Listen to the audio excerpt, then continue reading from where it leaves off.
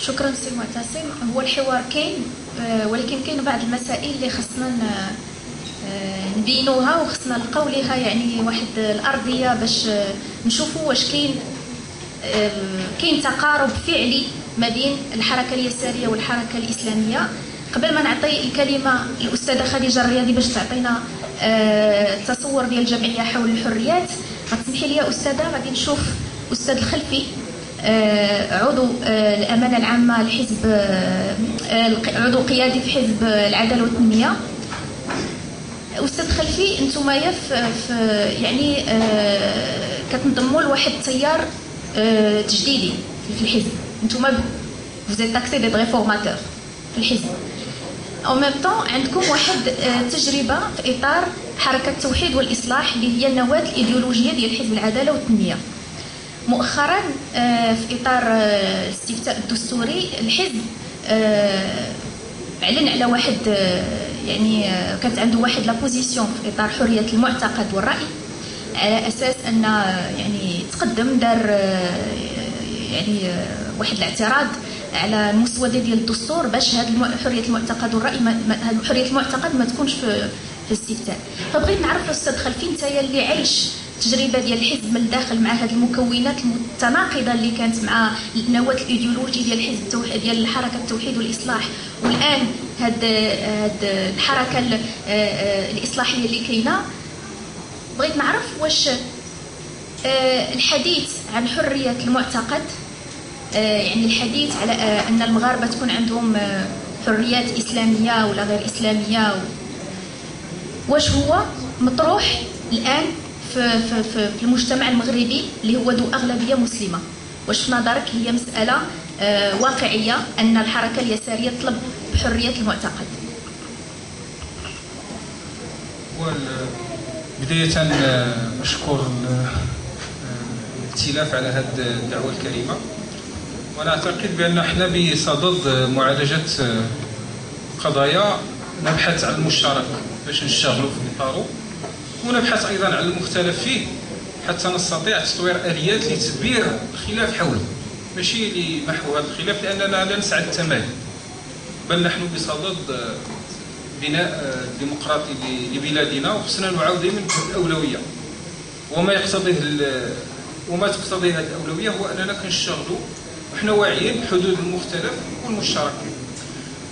منهجيا غادي نجاوب على السؤال ديالك، عاد ندوز باش نعطي الاطار اللي حكمنا في هذا النقاش.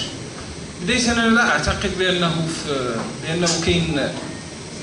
كاين نواه ايديولوجيه هي التوحيد والاصلاح وكاين العداله والتنميه. بالعكس، المشاركه السياسيه ديال العداله والتنميه داخل الفضاء البرلماني والمؤسساتي كان عندها واحد الاثر جديدي على تصور الديمقراطيه عند داخل التوحيد والاصلاح والعداله والتنميه. هذا معطى، ولهذا بكل وضوح في الثمانينات فاش كنا كنتحدثوا على الموقف الديمقراطيه كنا كنتحدثوا عليها كأداة. من بعد الممارسه البرلمانيه والتدافع مع الفاعلين الاخرين طور الوعي ديالنا باش داخليا حنا في القناعه ديالنا قلنا ما يمكنش الديمقراطيه تختزل في مجرد مساطر ديال التصويت وحسم القرار وانتخاب المسؤولين والخضوع لحكم الاغلبيه. بل بالعكس، هنا الديمقراطيه راه عندها واحد القيم هي اللي كتجعل الممارسه ديال هذه المساطر كتحقق الغرض منها، وانه كاين مشترك ديمقراطي. التنظير لهذا الفكر ما تمش داخل العداله والتنميه، واخا الضغط كان بفعل الممارسه العداله والتنميه، ولكن التنظير تم على مستوى قبل الفعل داخل العداله والتنميه على مستوى حركه التوحيد والاصلاح.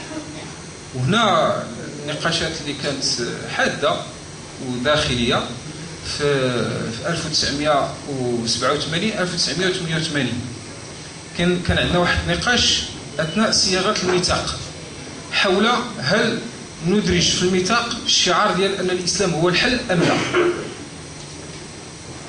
وذلك الشعار كان هو الموضه اللي كتميز التيارات الاسلاميه في العالم الاسلامي.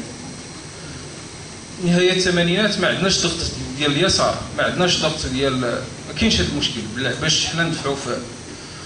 والنقاشات اللي كانت عندنا داخليه فرزت الى عدم تبني هذا الشعار. الى عدم تبنيه. والنسخه الاولى للميثاق كانت صدرت في جريده الاصلاح اذكر في 1980 والسبب الرئيسي علاش ما تبنيلاش هو هذا المبدا ديال حريه المعتقد.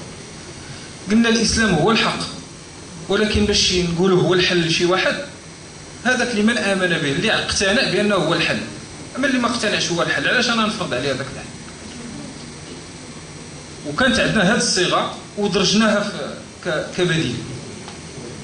هذه قديم، لانه وقع واحد النقاش اثناء المراجعه الدستوريه، وهذاك النقاش لانه كان مرتبط بالتدافع ومحكوم بميزان قوه ونقاش سياسي، فما حصلش واحد نقاش عمومي موسع في الموضوع. فيما يخص الدستور احنا كان عندنا موقف من صيغه معينه جات في قضيه حريه المعتقد في الدستور.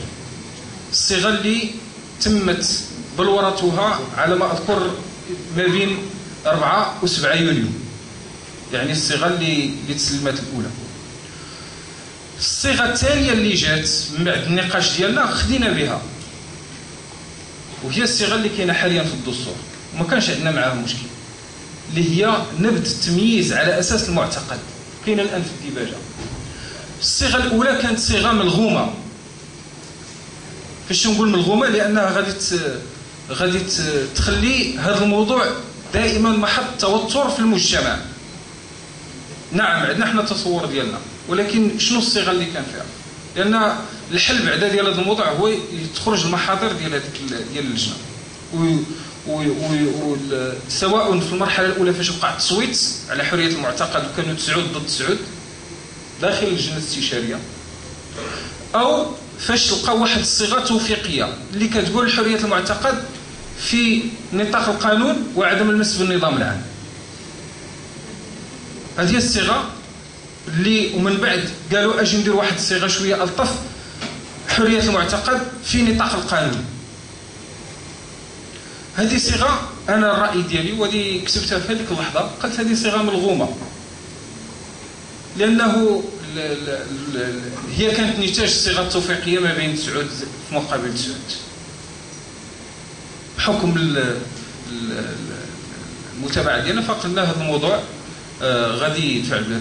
ما كيعنيش هذا ما كاينش اللي داخلنا عنده قراءه متطرفه للموضوع، انه اعتبر حريه المعتقد غادي تعني حريات فرديه معينه في الفضاء العام وعبر عليها. ولكن الراي اللي انا مقتنع به قناعه واضحه، الحريه ديال المعتقد هذه من الاسس قبل ما في التجربه ديالنا حنا الاسلاميه التاريخيه، ماشي ديالي انا كشخص ولا يعني التجربه ديال الحضاره الاسلاميه كمجتمعات، هي من المرتكزات اللي شكلت قيمه مضافه بالنسبه للاسلام في المرحله التاريخيه وفي البيئه ديالو. لا اكراه في الدين، وهي اساس اللي ما خصناش يعني ماشي تكون عندنا عقده منه، بل نعتبروه كاحد الاسس اللي ممكن نقيموا عليها الدوله المدنيه التي نسعى اليها.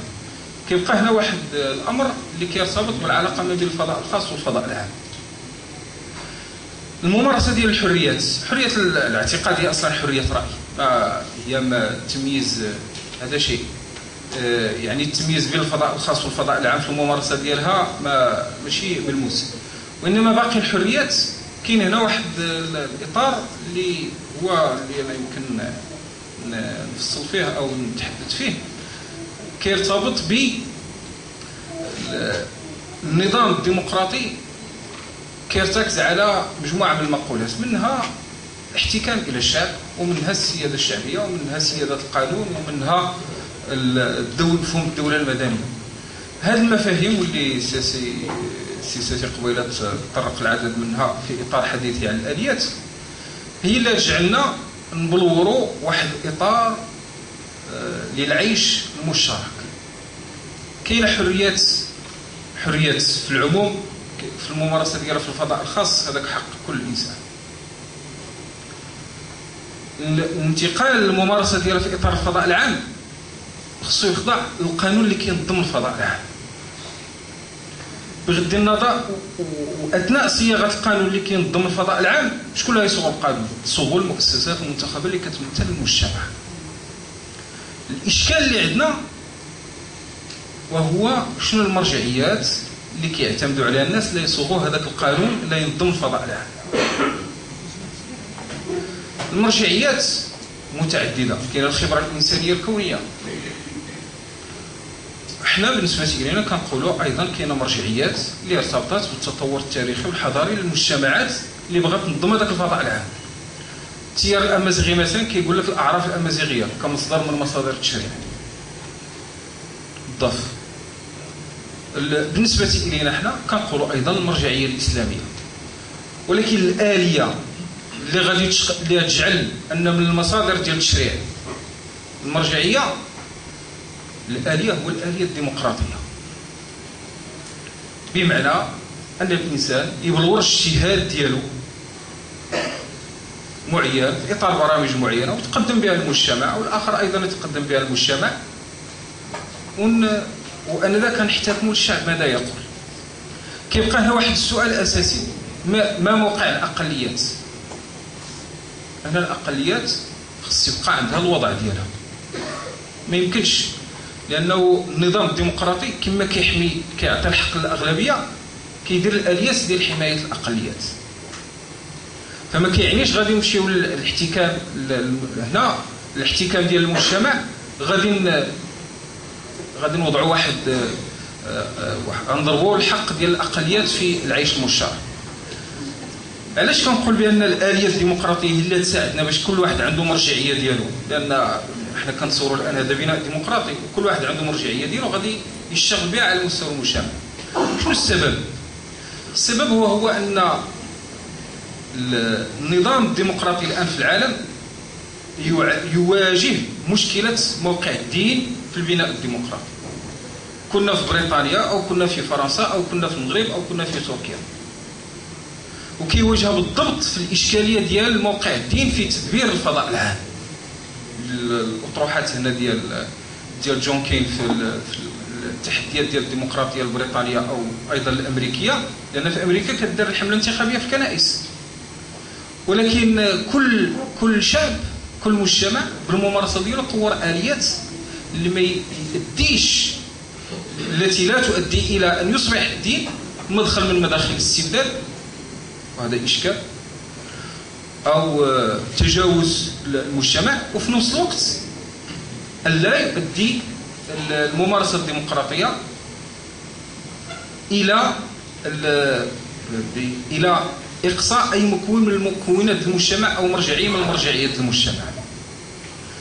وهذا عندنا تصور البناء الديمقراطي لماذا؟ لتدبير العيش المشترك.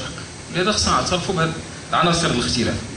طيب، كتبقى اشكاليه اللي هي اساسيه وهي ان احنا كنخوضوا هذا الحوار وكأن عندنا منطق الشراطات المسبقه الذي يؤدي الى ادلجه الديمقراطيه بنمط وحيد. لا، ما يمكنش نتصوروا النجاح ديال المؤسسه للبناء الديمقراطي لمجتمعاتنا لما تحررناش بهذا الفكر الشروط المسبقه. الشروط المسبقه اللي كتوصل في بعض الحالات الى حد الادلجه ديال الديمقراطيه، تحول الديمقراطيه الى ايديولوجيه. شنو السبب؟ علاش هذا المشكل؟ علاش هذا التصور فيه خلل؟ لانه لا ينتبه الى ان كاينه تمثلات للديمقراطيه. نعم، انا متفق مع السي السيسي فاش يقول لك ما كايناش الخصوصيات الديمقراطيه، فعلا ما كايناش الخصوصيه، كاين المشترك الديمقراطي بين الشعوب القائم على الحريه، ولكن كاين تمثلات للديمقراطيه. واش التمثل الديمقراطيه ديال حزب الاشتراكي الموحد اللي كيوقعها في اطار الوثيقه ديالو على المراجعه الدستوريه الاخيره لا قريناها، عطات اختصاصات للمؤسسه الملكيه. شنو كيعني هذا التمثل الديمقراطيه؟ هو انه كياخذ بعين الاعتبار المعطيات اللي مرتبطه بالتطور ديال الشعب، ولكن كيدرج هذه المعطيات الداخليه في الاتجاه اللي كيعزز الديمقراطيه، ماشي ينقلب على الديمقراطيه.